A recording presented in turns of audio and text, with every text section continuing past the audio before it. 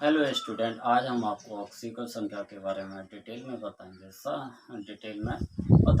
सबसे पहले हम जानते हैं कि ऑक्सीकल संख्या किसे कहते हैं। आइए देखते हैं। एक यौगिक में किसी तत्व के एक परमाणु पर स्थित धन या ऋण आवेशों की संख्या उस तत्व की ऑक्सीकल संख्या कहलाती है।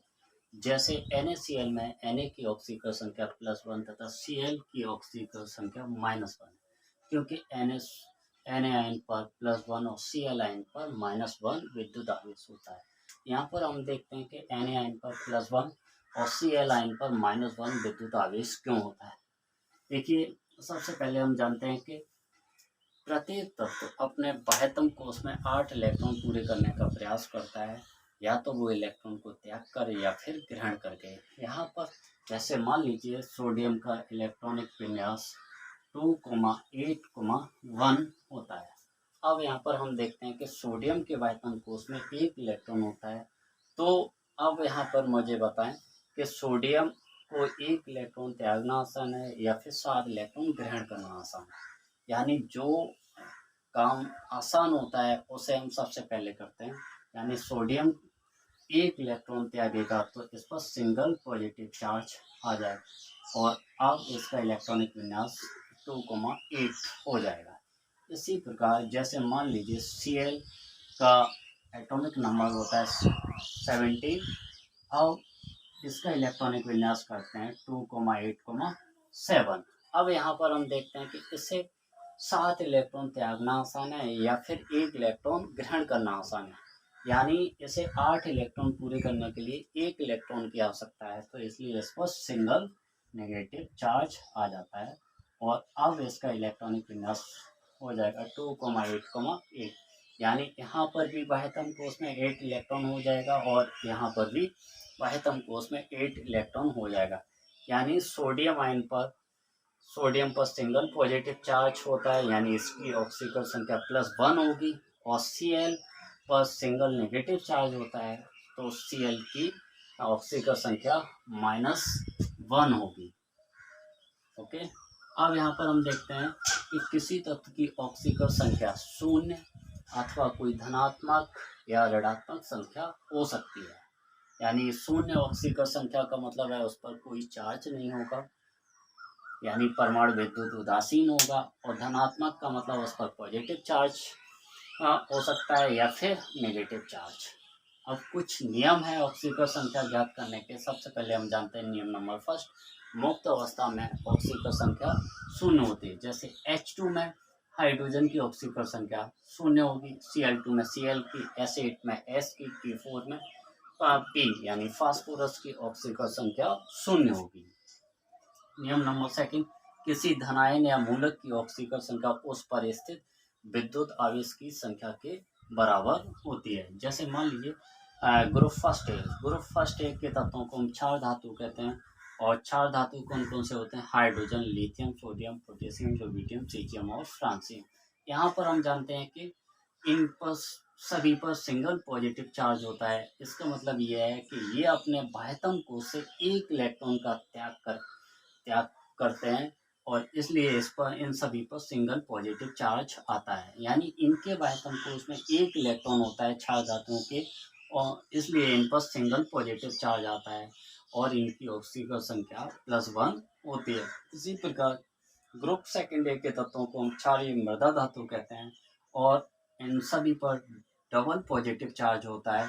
इसका मतलब ये है इनके बाह्यतम कोश में 2 इलेक्ट्रॉन होता है और ये 2 इलेक्ट्रॉन त्यागते हैं, इसलिए इन सभी पर +2 चार्ज होता है और इनकी ऑक्सीकल संख्या +2 होती है।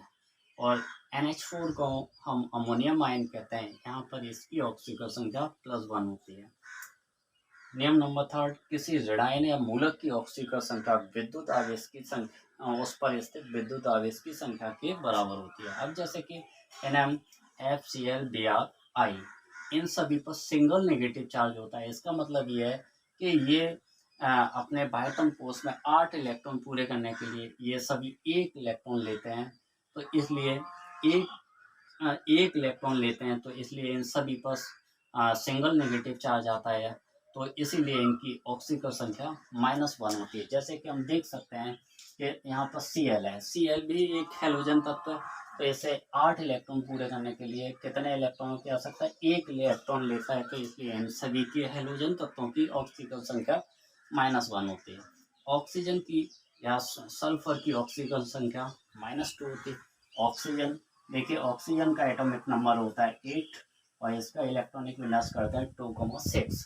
यहाँ पर देखिए ऐसे 8 इलेक्ट्रॉन पूरे करने के लिए वाहितम कोष में 2 इलेक्ट्रॉनों की आवश्यकता है, तो इस पर डबल नेगेटिव चार्ज आ जाएगा, और यानी डबल नेगेटिव चार्ज का मतलब है इसकी ऑक्सीकर संख्या -2 हो जाएगी। इसी प्रकार सल्फर की ऑक्सीकर संख्या -2 और सल्फेट आयन पर डबल नेगेटिव चार्ज होता है, तो इसकी ऑक्सीकर संख्या -2। इसी प्रकार इन सभी की जितना चार्ज होता है उतनी ही ऑक्सीकर संख्या होगी। MnO4 को परमैंगनेट आयन कहते हैं, OH को हाइड्रोक्साइड आयन कहते हैं, इसकी ऑक्सीकर संख्या -1। Cn की -1। C2O4 जिसे हम ऑक्सलेट आयन कहते हैं, इसकी ऑक्सीकर संख्या -2 होती है।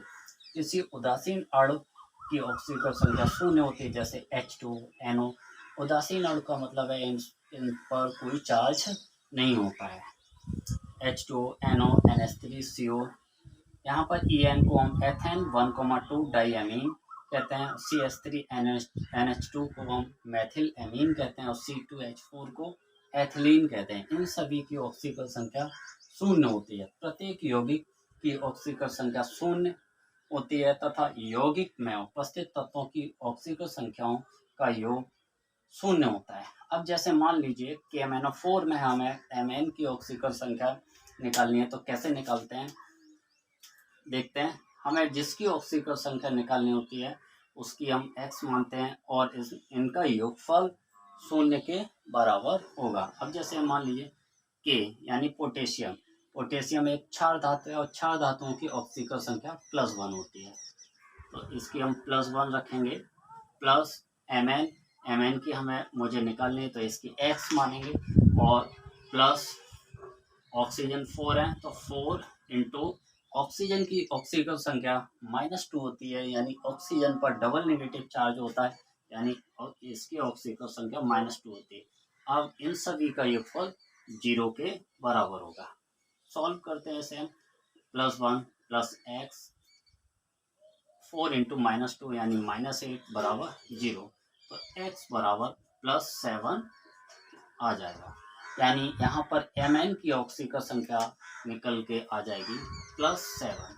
इसी प्रकार जैसे मान लीजिए हमें K2Cr2O7 में मुझे Cr की ऑक्सीकर संख्या निकालनी है, तो यहाँ पर K की +1 होती है, 2K है, 2K है, तो 2 इंटू +1 यानी K एक क्षार धातु है और क्षार धातुओं की ऑक्सीकर संख्या +1 होती है, प्लस Cr की मुझे निकालनी है, 2 Cr है, तो यानी 2, इसकी x मानते हैं, x प्लस ऑक्सीजन 7 ऑक्सीजन है, तो 7 इंटू ऑक्सीजन की ऑक्सीकर संख्या होती है -2 और इसका इन सभी का योगफल 0 के बराबर होगा। अब इसे हम सॉल्व करते हैं, तो +2 प्लस 2x -14 इक्वल टू 0, यानी 2x बराबर +2 12 और x बराबर +6। तो यहाँ पर Cr की ऑक्सीकर संख्या निकल के आ जाएगी +6। इसी प्रकार अब हम यहाँ पर निकालते हैं सल्फेट आयन में S की, सल्फर की निकालते हैं, तो इसमें हम कैसे निकालते हैं, यहाँ पर हम देखते हैं कि इस आयन पर जितना चार्ज होगा उसकी ऑक्सीकर संख्या का योगफल उसी के बराबर होगा। जैसे मान लीजिए मुझे सल्फर की निकालनी है, तो सल्फर की x प्लस 4 इंटू ऑक्सीजन की -2 होती है, क्योंकि ऑक्सीजन पर डबल नेगेटिव चार्ज होता है, और इसका योगफल जितना इस पर चार्ज होता है आयन पर उसी के बराबर होगी। तो x -8 बराबर -2, तो x बराबर आ जाएगा +6। ओके, इस तरीके से हम इनकी ऑक्सीकर संख्या निकालते हैं। अब जैसे ये है कॉम्प्लेक्स आयन है, इसकी ऑक्सीकर संख्या हम निकालते हैं, जैसे मान लीजिए मुझे K4FeCN का होल 6 में मुझे Fe की ऑक्सीकरण संख्या निकालनी है, तो यहाँ पर पोटेशियम एक क्षार धातु है, इसकी +1 होती है, प्लस Fe की मुझे निकालनी है। CN एक रेडायनिक लिगेंड है, यानी इस पर सिंगल नेगेटिव चार्ज होता है, यानी इसकी ऑक्सीकरण संख्या -1 होती है। यानी इस पर सिंगल नेगेटिव चार्ज का मतलब CN पर -1 चार्ज का मतलब है, यानी इसकी ऑक्सीकरण संख्या -1 होती है। तो 6CN है, तो 6 इंटू -1। तो अब इसे हम सॉल्व करते हैं, तो +4 + x -6, इसका योगफल 0 के बराबर होगा। -6 बराबर 0, तो x बराबर +2, यानी यहाँ पर इसकी Fe की ऑक्सीकरण संख्या निकल के आ जाएगी +2। इसी प्रकार हम आगे देखते हैं।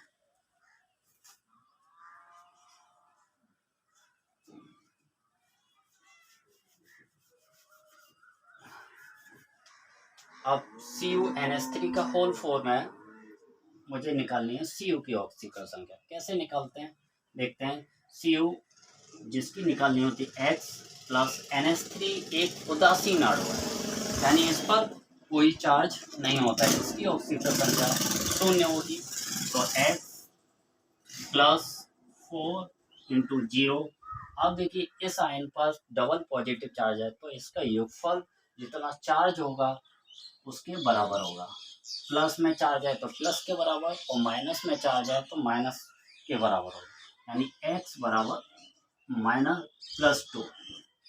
यहाँ पर Cu की ऑक्सीकरण संख्या +2 आ जाएगी। इसी प्रकार अब हम PTCl का होल से PTCl6 की ऑक्सीकरण संख्या निकालते हैं। यहाँ पर भी देखिए कि इस पर डबल नेगेटिव चार्ज है, तो इसका योगफल जिसकी निकालनी है इसकी x मानते हैं, प्लस Cl एक हैलोजन तत्व है, और यानी इस पर सिंगल नेगेटिव चार्ज होता है, तो इसकी ऑक्सीकरण संख्या -1 होती है।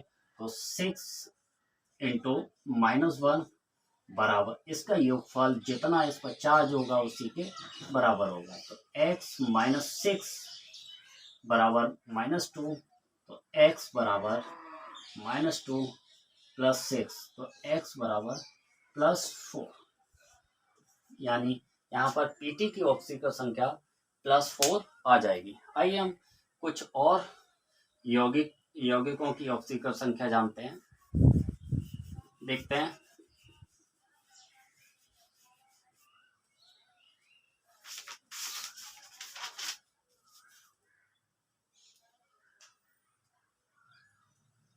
जैसे K3CO C2O4 का होल थ्राइस, K3CO C2O4 का होल थ्राइस। यहाँ पर देखते हैं पोटेशियम की +1 होती है, 3 इंटू +1 प्लस, यहाँ पर मुझे CO की निकालनी है। यहाँ पर CO है कोबाल्ट होता है, X +3 इंटू -2 यहाँ पर, और इसका योगफल होता है 0 के बराबर। यहाँ पर C2O4 को हम ऑक्सलेट आयन कहते हैं, और जिसकी ऑक्सीकरण संख्या -2 होती है, यानी इस पर डबल नेगेटिव चार्ज होता है।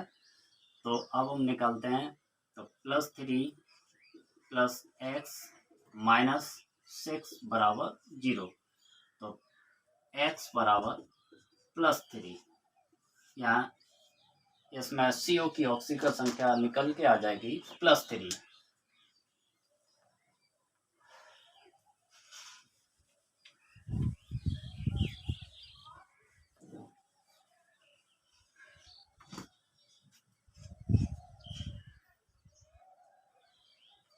कुछ और एग्जांपल्स देखते हैं। K3CrCN का होल 6, K3CrCN का होल 6। अब मुझे इसमें Cr की जैसे ऑक्सीकरण संख्या निकालनी है, तो यहाँ पर देखते हैं कि एक क्षार धातु है, यानी पोटेशियम और क्षार धातुओं की ऑक्सीकरण संख्या होती है +1। तो यहाँ पर 3 इंटू +1 प्लस Cr निकालनी है प्लस 6 इंटू Cn की ऑक्सीकरण संख्या होती है -1 बराबर, और इसका योगफल 0 के बराबर होगा, यानी इस पर कोई चार्ज नहीं है। तो +3 प्लस x -6 बराबर 0। तो x बराबर आ जाएगा +3। तो यहाँ पर क्रोमियम की ऑक्सीकरण संख्या +3 आ जाएगी। तो इस प्रकार किसी भी यौगिक में किसी भी तत्व की ऑक्सीकरण संख्या को हम आसानी से निकाल सकते हैं।